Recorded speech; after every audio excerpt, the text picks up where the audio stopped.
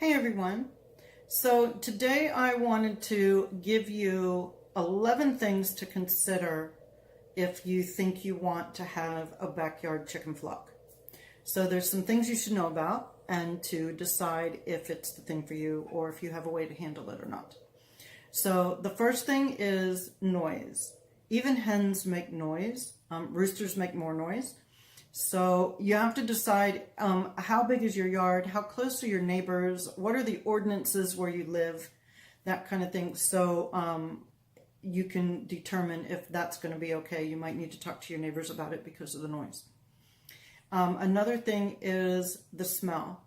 There should not be a smell in a hen house if you are doing your daily care, which is another item. So we've done noise. The laws with, check your local laws, and smell and daily care. So if you keep your daily care and your weekly care and you maintain your hen house properly, there shouldn't be a smell. So smell shouldn't be an issue, but you need to decide if you can handle the daily care, weekly care regimen. To let you know what I do, it's not very much. I pretty much just check the eggs every day and make sure they have food and water. I do weekly cleanup, so I'll spend a couple hours, 2 to 3 hours, once a week, and clean all the poop out of the hen house, so there is no smell out there. So that's 4 things. Lifespan. Like any other pet, they have a lifespan. So you need to commit to the length of their life. It's similar to having a dog. They can live 10 to 15 years, 12 to 15 years, somewhere around there.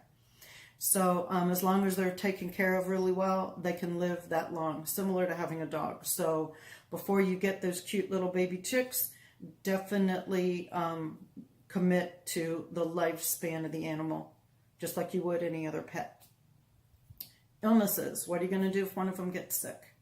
So you need to figure out what your plan is. Do you have a local vet that will see poultry? If not, are you willing to learn on your own and find out, how you handle things? I do a lot of stuff myself.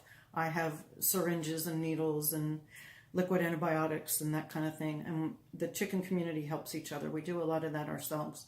Mostly because the vets are a little expensive. I took a chicken to a vet once and it was like $350 for 10 minutes.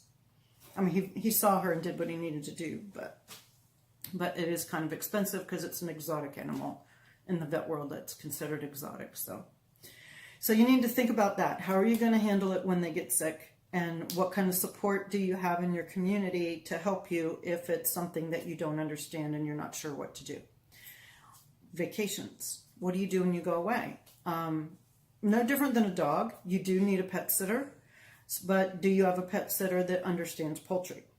So if you're in a community that has a lot of backyard chicken stuff going on, then there probably are people that would be willing in your area to pet sit for you, as long as you're willing to pet sit for them. I have a neighbor down the road, and that's what we do. We help each other when one of us is going to go away for whatever reason, whether it's vacation or a business trip or whatever it is. Let's see, housing. So the coop and the run and that kind of thing. Do you have enough space on your property to create a proper coop, or if you're not going to let them free range, an enclosed run for however many chickens you're thinking of having? So you want to make sure that you've got room for the housing and that your local ordinances allow the housing. Like some of them will tell you, like if you're in an HOA, sometimes you're not allowed to have anything higher than your divider wall. So you'll need to know that when you're putting your coop together, that it needs to not be higher than your divider wall. So you need to look into those kinds of things. You also need to make sure you're following any of your local ordinances about having livestock, because the chickens are considered livestock on the property. So just make sure that check out your local ordinances for that. And I'm just checking, roosters. Do you want to have a rooster in your flock? You don't have to if you're not going to breed. So you need to decide if you want roosters or do you want only hens? Do you want a mixed flock? And it doesn't matter. The roosters do take care of the flock, so they do have an important role.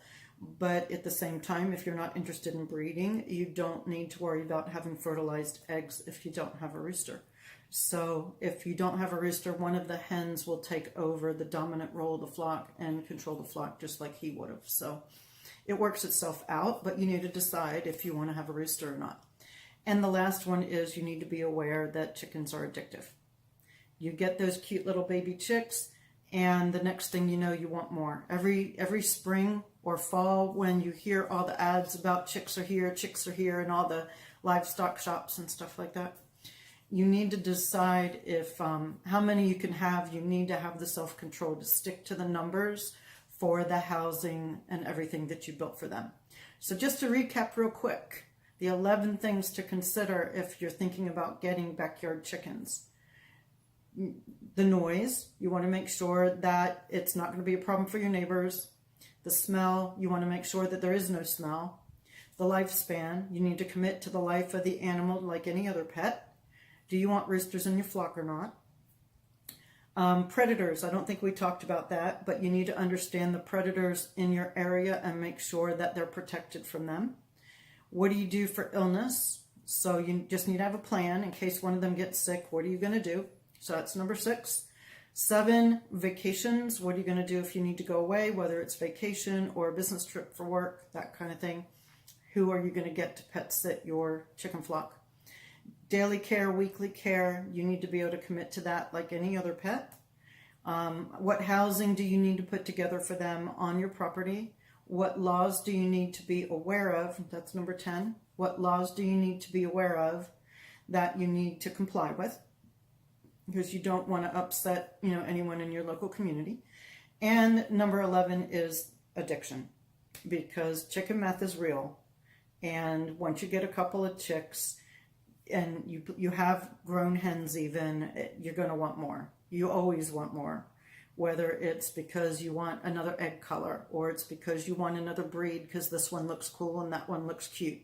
Whatever it is, you're going to want more. So chicken meth is real. So definitely plan on creating extra room when you think about doing all these other things that I mentioned. So that's my tip for you today, is your 11 things to consider when getting a flock of your own. And I hope that was helpful, and I'll talk to you on the next one.